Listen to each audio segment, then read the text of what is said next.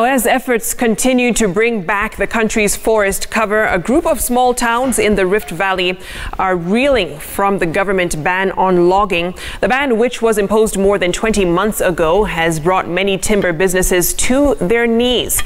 And as Marianne Nyambura now reports, Elbargon and Maji Mazuri towns have borne the greatest brunt. In Maji Mazuri, Baringo County, Mary Wanjiro, a mother of 8, is at home. Housekeeping duties keep her here today. 6 of her children expect her to provide a meal for the day, but a basic commodity such as water is scarce, so she has to make the most out of what she has. This is not her wish, though. A year ago, the family met their daily needs without having to work as hard. However, trouble began when her husband, David Wainaina, who is the breadwinner, lost his job at the Dapa Investment Sawmill in Maji Mazuri. Operations at the farm stalled. He had worked there for 7 years, earning 3,500 shillings a week, which was enough to sustain his family. Today, he depends on casual jobs that are rare to find in this town, whose main economic engine has been the timber milling business. Unaweza toka asubuhi sababu kibarua ni shilingi 200, 250, kwingine unalipa 300. So unaweza enda ukose hizo pesa, urudi nyumbani hauna unga na watoto wanakutegemea. The change threw the family off balance.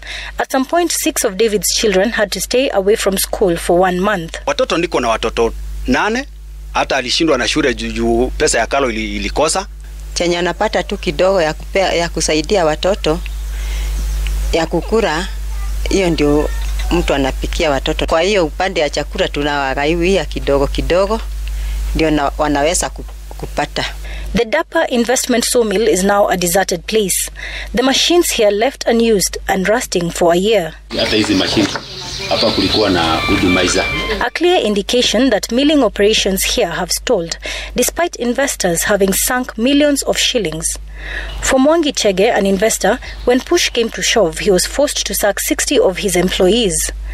Payment of bank loans is becoming an impossible task. Wakati wa sawmill, ungeuza kwa sale moja ungepata kitu kama 20,000, 25,000 per day.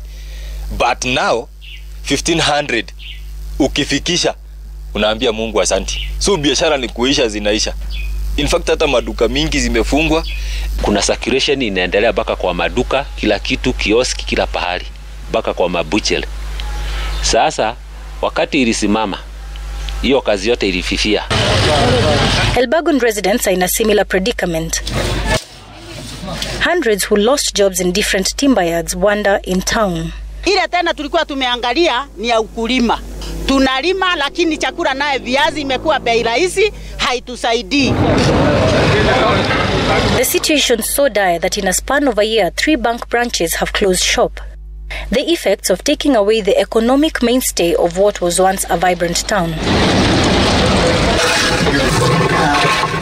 Furniture dealers have not been spared. They have had to hike furniture prices due to scarcity of raw materials. Ukiangalia visa inakuwa inakaa kwa store sasa. Haiendi. Tulikuwa na Barclays, tulikuwa na Equity, tulikuwa na KCB, imefungwa. Imebaki na agent chache. So wananchi vijana hapa crime rate imeenda juu wamekosa kazi. The ban, which took effect in February 2018, was extended for a period of 1 year. In 2 months' time, it may come to an end. However, Kenya Forest Service Chief Conservator Julius Kamau maintains that logging of indigenous trees is illegal. Whether the moratorium is lifted or not, the more than 2.4 million hectares of indigenous forest will continue to be an illegality in terms of logging. You cannot do logging. The status of the ban has, however, sparked a debate among leaders whose counties have been affected. Our laws, our policies, and our systems need to be consistent. And we cannot declare one business legal today and the same business illegal tomorrow. Can we come up with a policy or a framework where these people are able to continue logging responsibly, so that they do so maybe to the old outgrown trees and all that sort of stuff like they've always done, as well as planting new ones, so that then we don't have a complete total shutdown? If we want to have a sustainable forest cover, we would only be able to achieve that by ensuring that our planting exceeds our logging. But if we stop both planting and logging at the same time, we are not developing the country, we are not developing the people, and we are actually at a standstill.